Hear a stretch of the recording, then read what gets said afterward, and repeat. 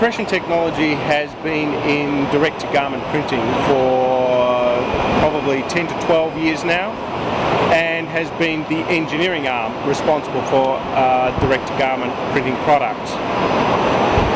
But as a manufacturer, we haven't been visible within the global community. You know, our products have been distributed by different companies around the world, which produces a different result.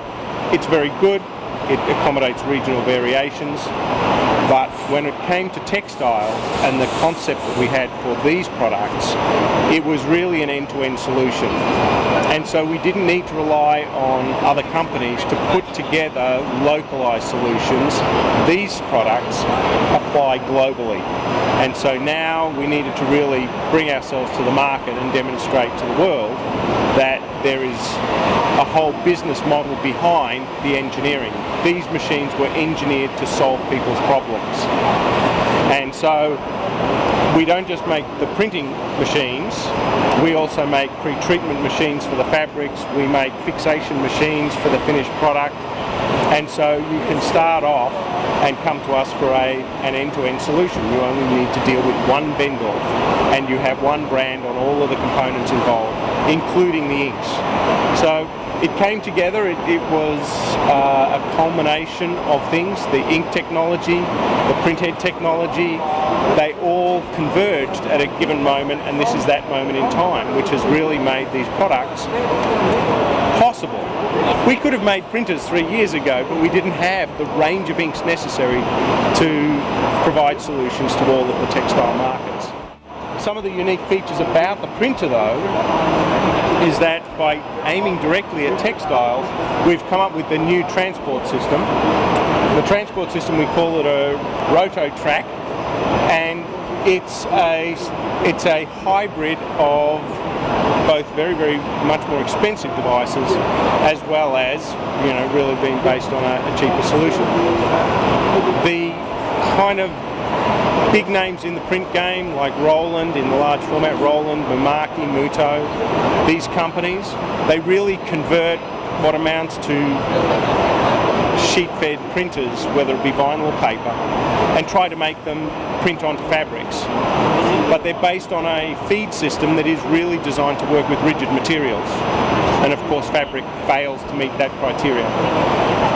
At the other end of the scale, you've got very big companies producing very big machines, expensive machines with sticky belts that stabilize the media completely, but it's hugely expensive and takes up a lot of real estate.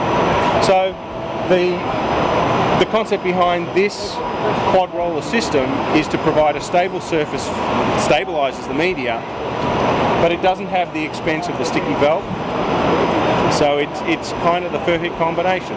It's not a full-blown production machine, but at about a fifth of the cost of a sticky belt machine, obviously it's going to appeal to a much broader audience.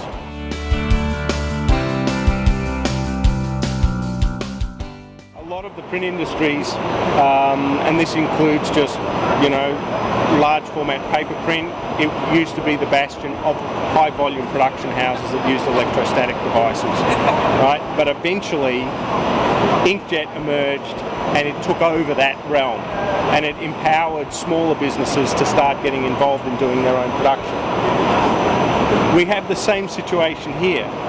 Entrepreneurs and early adopters have been going around cherry picking product, putting together the inks and the bits and pieces that they need to solve a problem, and that's kind of their protection against the masses competing in their market space. And the rest of them go to the big production houses as commercial printers. But these sorts of devices are ultimately going to win. You're going to see the same evolution. We see it again and again. That when we empower the small to medium-sized businesses, they start doing the production in-house. Because it's an on-demand, you don't have to ship it off. You've got control of your own quality and production, you know, for so many different reasons. The reality is it happens again and again, and we see these evolutions in technology and in products and in markets. So this is just the next evolution for textile printing.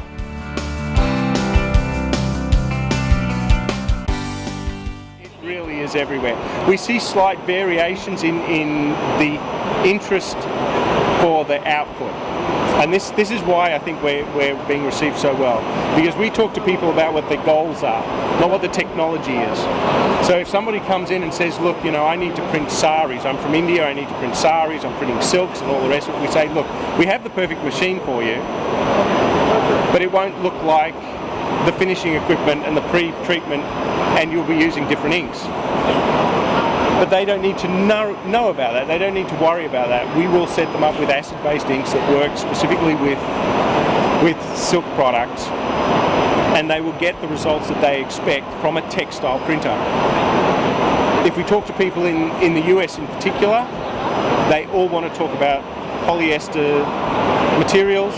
They're doing flags and banners. This is the hot market for textile printing in the US, right?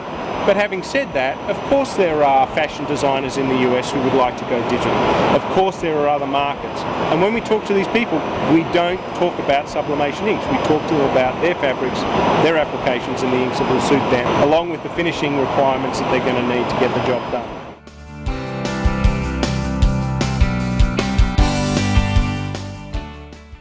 One of our first clients in Australia actually is into literally cushions, homewares and cushions and small custom products.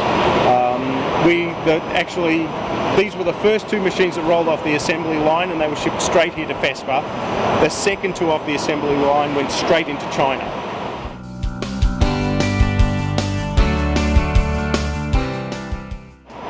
Well, a huge amount of familiarity honestly starts. We looked at a lot of the other printhead manufacturers.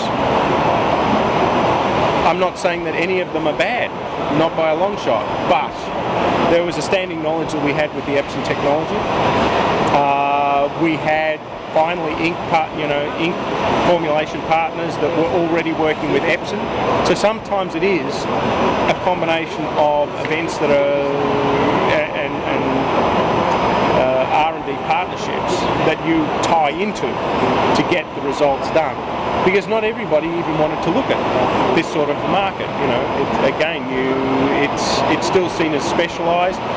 It's an evolving market, so there's a lot of interest in it, but there's not a lot of understanding, and very often when you do talk to some of the major players in the print game, they know about textiles, but again, they know about it because somebody said they're printing a flag or a banner.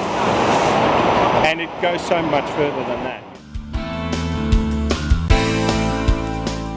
The next step for us, we established Pigment Inc UK. So we have a European base operating out of the Midlands near Nottingham in the UK. So that gives the European Union a focal point, because clearly from Australia it's very, very difficult to provide timely support. From Australia we're going to be looking after the Asian market. We're actually very well positioned to look after everywhere from India all the way back to, let's face it, Australia.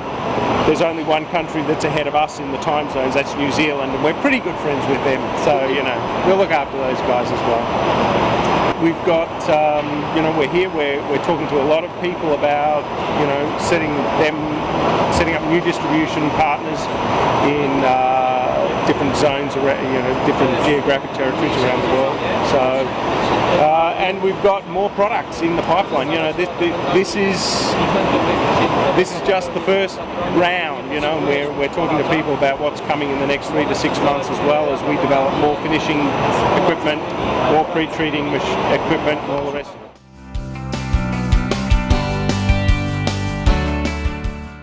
We've got a number of products in the pipeline that we plan to release at ITMA in Italy.